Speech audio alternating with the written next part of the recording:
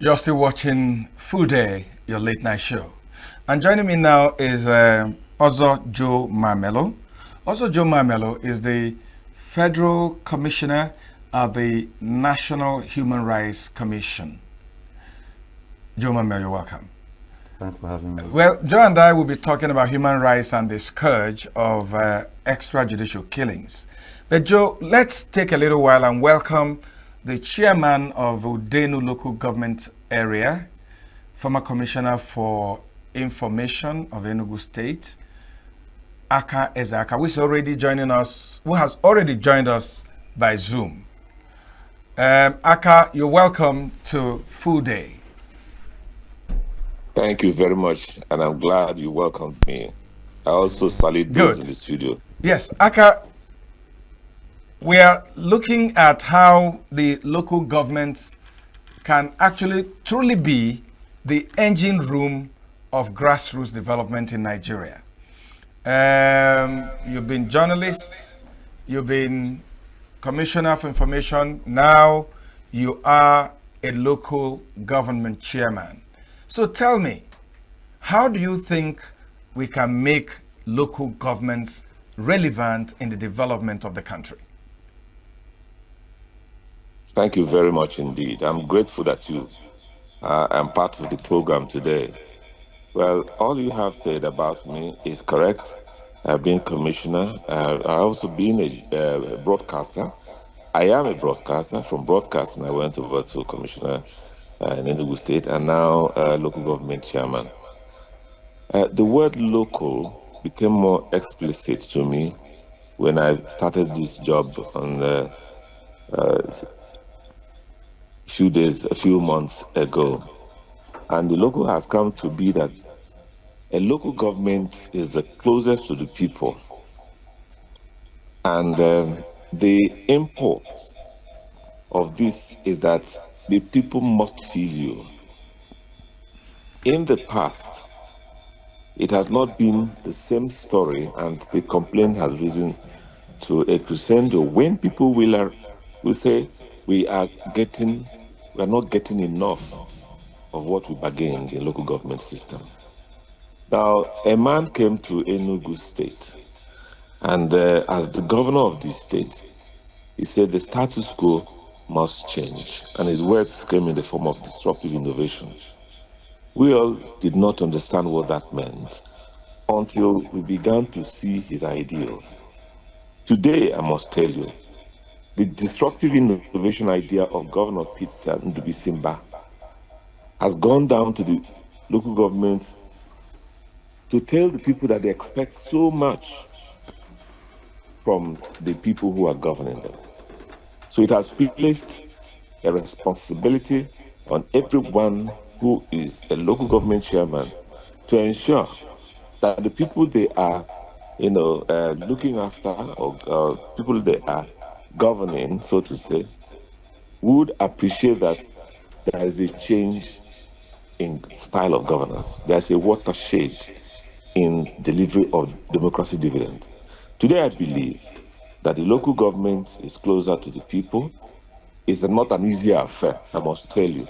If you must do all the things you are asked to do by the Constitution, by the government, by all stakeholders, it's not easy. So local government is a very strong one. But today, I believe that what's going on in Enugu State is revolutionary, because every local government chairman in Enugu State is struggling to put something on ground to tell the people, look, we are here and we want to mimic, we want to replicate, we want to do exactly what the governor is doing in Enugu State.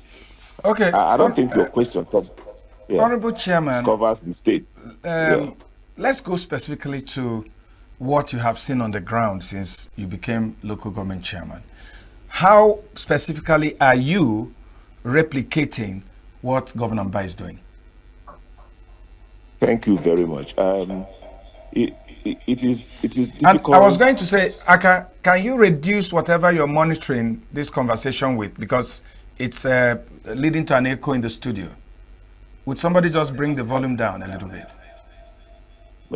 Me? No, I don't think there's anything coming from me. Okay.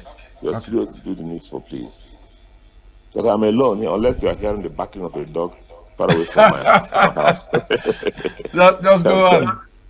Okay. What was their question? It said, what have I done specifically? Yes. What did you see and what are you doing specifically to change things in your local government? All right. It has become a convention in Nigeria that when you leave office, the other person who was there before you will be castigated and so on and so forth. But let me come.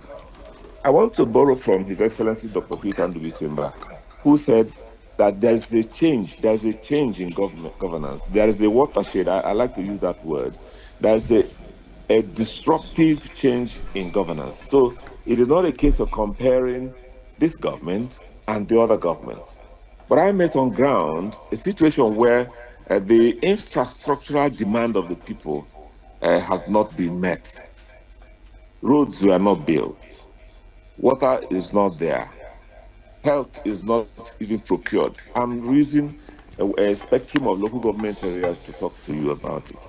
And the people keep on, so many things have gone wrong, not only from the past administration, but it has become a status quo which needs to be changed. Otherwise, I don't believe the local government will perform the duties it has performed. If you ask me what I've met on ground, I will tell you that I didn't like it myself, so I had to make a change. For instance, roads.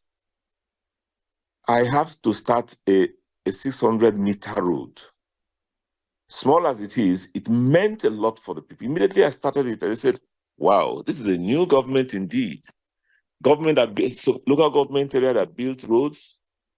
So when the praises were coming, I didn't want it. I didn't like it because I see as from what I'm getting, it is something we can do. So we started it. I want to tell you that in the next, before the month runs out, that place would have been, let me use the ordinary language we use in the street, corrotated and probably fired. You understand what I mean?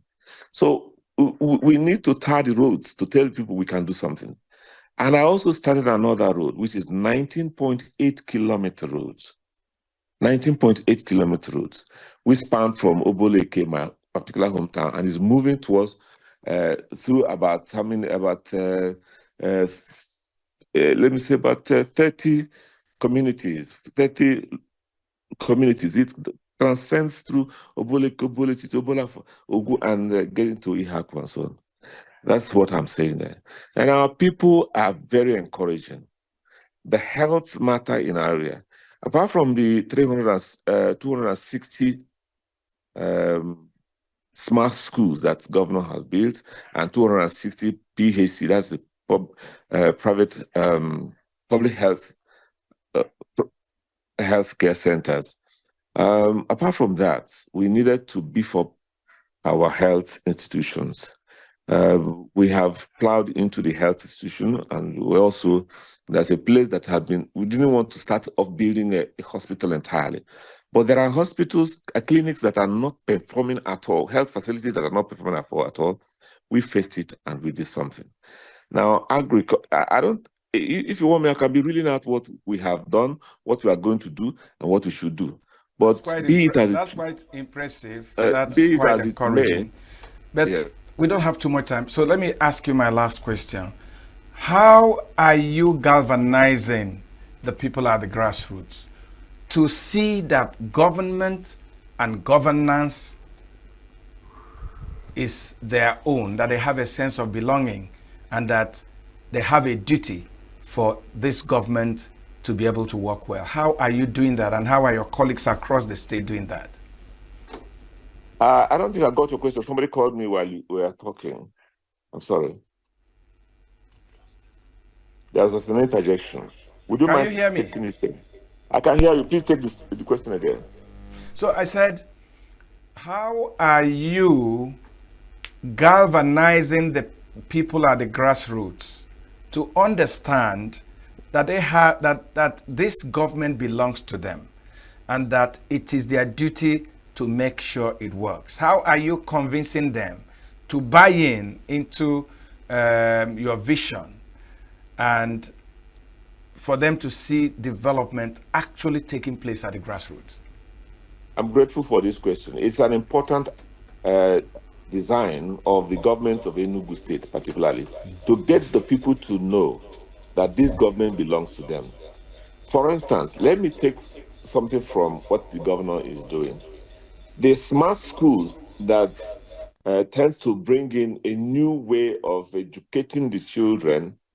Governor says it is not owned by Enugu State. It is owned by Enugu State people. And so the local government has also taken it upon them to own these smart schools and also get to the communities to tell them that communities are the owners of this school. The roads we are building are owned by the people, so we don't go to burn all things on top of the roads. What we are doing, particularly from my own example, is that we go to the community, we are closer to the communities. We get to the communities, or even when they come to office, because some of us, I go to work every day. I don't want to play on that.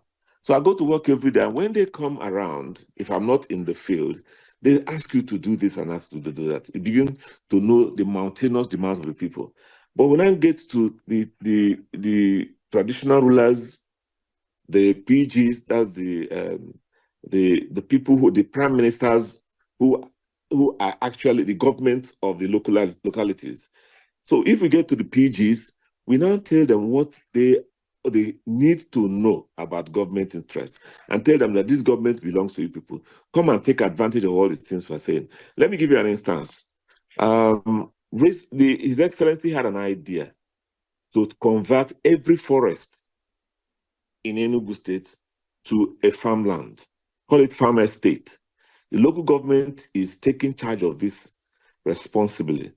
So that as I think I talked with you this afternoon, and I was coming out from a community where I told them that there is need for us to convert the bushes and the forests around their area so that even the herdsmen will not have that opportunity to come into the area to graze or the damage crops or even to kill people, so to say. So we are converting this place to farmlands. Contending with the herdsmen threat. Is Hello? it a problem in your local government? It is not a great problem because we are containing them, but it's a threat, not only in the Udenu, but in other areas. You know, Udenu is close to issues of local government. Udenu is close to Igbe's local government. After Udenu, you get Benue State. But our relationship with Benue people is such that we have not had threats in our area, except for what we experienced sometime a few weeks ago in the areas that are bordering Obadigo local government. But for now, we don't have that threat. But there are miscreants who are going in the name of headers and so on and so forth. But thanks be to God, we are containing them. Honorable Chairman, I'd like to thank you for your time and for making time this late to talk to us. And I hope, as you promised, you'll be here very soon to talk to us again. Yeah, I'm grateful. In the studio, I have Ozo Mamelu. Also, you listened to my conversation with the chairman of Udenu local government. You were local government chairman so many years ago. Yeah. Do you think that from when you were chairman and now, that so much has been done to really make sure that the local governments are the engine room for grassroots development? No, I think during our own time, we realized that if we don't have direct funding from the federal government, there is no way we can be able to be in charge of our various councils. So the first thing we went is to go into litigation with the governors then over direct funding and to explain to the courts that Section 162 of the 1999 Constitution gives sharing power to the three tiers of government. That is the federal, the state, and the local governments. And the issues we were battling with them, issues of joint accounts. To the states, their interpretation of the joint account is that it's an account that comes to them and they now share it amongst the local government. But our own interpretation of it is that Section 162 subsection 5 of the 1999 Constitution says that the local government will have their accounts directly remitted to them. Then there will be a remittance from the state government, which is supposed to be 15% of the internal generated revenue. Also to the local government. Also to the local government. So that is the joint account. The account accruing to the benefit of local government from the state, and the direct remittance to the local governments by the federal government in accordance with sharing formula of section 160. But the challenge is that even the one that is supposed to go directly, a lot of times didn't get to the local government. That is, and nobody is talking of adding the IGR percentage of it. Yes, we held on to that until we left. We were pioneer chairman of the 1999 Constitution. Okay. So after we left, they reverted back to the joint account, and started misusing the accounts of the local government. But we have a Supreme Court judgment that says... That is what has returned it now. But are they doing it even now? Now it's an internal arrangement between the councils and the state. So we cannot say, because it depends that what the arrangement, I will not say was or is, because the local government there did not, in as much as they say they went through an election, but we know that they were appointed into those posts. And so there's a tendency they may not do what your group of chairmen did. Yes, we were in charge. They are not in charge, because during our own time, we were subject to the councils. So the only person that could remove us is through the impeachment of our councillors. So everything we were doing was locally based in terms of its structure. But now you can see that councils virtually don't exist. Okay, yes. Joe, that's not the thrust of our conversation tonight. Tonight we're looking at human rights and the scourge of extrajudicial killings. You saw what happened in Uromi. Yeah. And sometimes I say Nigeria is a lucky country, because that singular incident could have snowballed in something bigger in the country. But I think we can give kudos to the governor in Kano, the governor in Edo, and even the federal government and everybody, the way it has been handled. But this is increasingly becoming an embarrassing situation in our country. A lot of people take laws into their hands, including the ordinary people, like we saw in Uromi. How can this be stopped? And I know that some of these things come to your commission all the time. How can it be tackled? It's a violation. This is complete violation, like what happened in the Uromi matter. The National Human Rights Commission is bothered about protecting the Chapter 4 of the 1999 Constitution, which discusses, most importantly, the right to life, dignity to human persons, and fair hearing. And if you watch what really happened, we frown very much, about the Uromi incident, because it's a public extrajudicial killing. Yes. It's a mob action. And they were not given, no matter how it happened, no matter how you see or what they think happened, it's still an allegation, because they were not, their rights under fair hearing was not given to them. They were not well heard, yes, even before it happened. And secondly, the right to life is what is enshrined in the Constitution for every person, for me and you and for them. And nobody should be discriminated, by virtue of where they come from or what they think they are. That is why we are all under a law. And the supreme law is that Constitution of which we are discussing in Chapter 4. One of my worries is that we, the ordinary people, who are not policemen or soldiers or security men, we've always talked about extrajudicial killings by the police and some law enforcement agencies. And now we, the people, are the ones, judge, prosecutor, and executor. How did we get here? Or is it because organizations like yours are not doing enough public enlightenment? We are doing enough public, but not enough, because human rights is every person's business. We are supposed to preach this thing as a message even to the grassroots. So if you notice that most of the offenders of the human rights at times happen to equally be our security personnel, people who are supposed to protect us are the people that are abusing us. So at times the people don't have faith in the judicial process, because I think that's possibly what happened in Uromi. Because when they see people, they believe if we take them even to the police, they will go scot-free. They will go scot-free. And this, you notice, is a pent-up anger. Things have been happening there. Their women have been raped. Their men have been kidnapped. So a lot has been happening to them, and nobody has come to their relief. So they decided to take the laws into their hands, which is not right. Which is not right. Which is not right, but they see it as there's no other way to get out of this, only if we react that in an unconventional manner. Okay, Joe, we'll come back to our conversation, but we'll take a little break and return in a moment. Bring this water.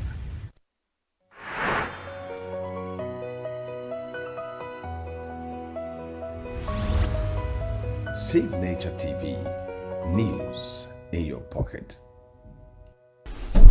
Yeah, so people have lost, confidence sometimes in the security apparatus. Yeah. They've lost confidence in the judicial system. Yes. And they take laws into their hands. Yeah. So what can we do?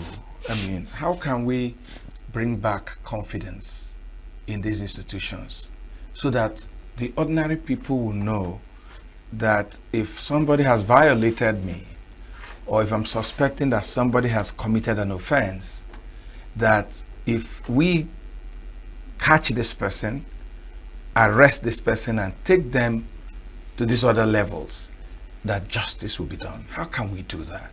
Because it has become a confidence issue. Is to actually rejig our judicial system. If we don't have a strong judiciary, we won't have a strong country. Because the judiciary is the biggest check, on a lot of things that happen in a country. Now, you must understand that even within the National Human Rights Commission, we have discovered that the biggest violators of rights happen to be like the security agents. And at times, when taking somebody for a criminal matter before the court, it has to pass through that same police. It is the police that prosecutes. They are the people who go into looking at the crime and the security. But you find out that going out in the streets now, even going home, they might catch you, restrict your movements, put you into custody, keep you beyond 36 hours, and at the end of the day, when you look at the process of getting justice, you decide to take it. So I think that if we need to preach, even at an elementary stage, the way we have civic education in schools, we need to preach human rights so that every child of us will know you are right. Knowing you are right is your existence. You have to know when you are molested and when you are violated. It is a right you have to grow with as being fundamental. That is why it's called a fundamental right. It belongs to you. It does not belong to any other person. It is your own right. So I think it should even be in the curriculum of schools from primary school. The way we do civic education then. What is chapter 4 of the 1999 Constitution? They will tell you at least 5 or 7 principles of right and rights that exist, which you will never allow as growing up to be violated. Do you need to know your child's right acts and things like that? So it's a thing that growing up, it becomes part of you. So that when things happen, you know how to pursue it. Because some people don't even know when their rights are violated. And human rights, we have succeeded in putting up offices in the 36 states. But we are to get it down, it's a little bit difficult for us because when the funding of all those things, there is a part that the government does, and the other ones is things you get from other international organizations. Yes, but what we are trying to do is how do we pull it down so that there will be a human rights desk in every local government. Okay, let me end this conversation by asking, when extrajudicial issues are brought to the National Human Rights Commission, how is it approached? When people bring some of these complaints to your commission, how do you approach it, and what do you do? What are the steps? The steps is, first of all, you have to identify the complaint. Okay. And that complaint must be seen to be a violation of rights. It must fall within our purview. We don't pursue it. Another thing is that we don't get involved in matters that are sub judice. Already in court. Yeah, already in court. We don't. So we can't have two courts at the same time. So when we have it, we then go to investigate. So we have investigation officers in each state. They are well Do you trained. have a sanctioning power? Can you sanction? Yes, when we sit as in plenary, we come out with resolutions, and according to the act establishing it, we have the same powers like a federal high court. But the practice direction in terms of enforcement is where we are, because it is the CJN that is going to approve the practice direction in the enforcement of rights. That is when we come out with decisions and resolutions in terms of matters or complaints before the commission.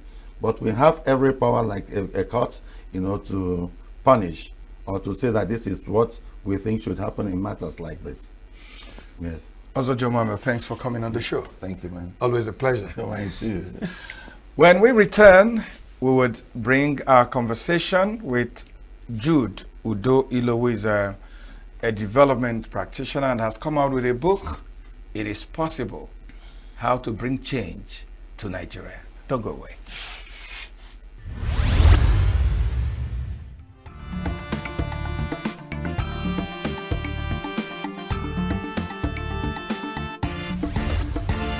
Signature TV, news in your pocket.